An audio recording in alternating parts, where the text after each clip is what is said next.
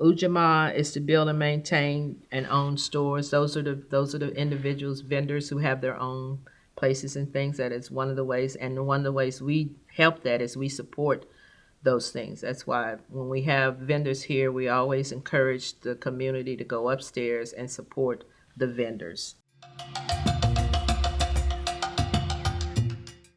We pretty much in America growed up on the company store concept. They just brought that from the plantation. Okay, well, you work for us, that's fine, because we gonna give you just 20% off. And so part of that money that we paying you, we expecting you, and so for you to spend that. Black kids, white kids wasn't spending no money with them.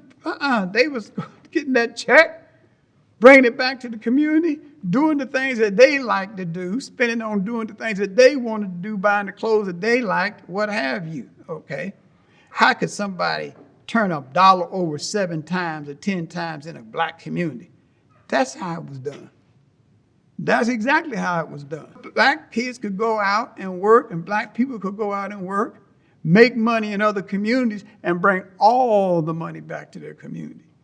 Everybody worked, everybody supported each other uh, because other people, we didn't have that opportunity outside of community. So we went to black doctors, black lawyers, black insurance people. We supported each other. It was a thriving neighborhood community. But that support for one another, that business acumen that was there, we were very savvy about supporting each other and going to our own professionals.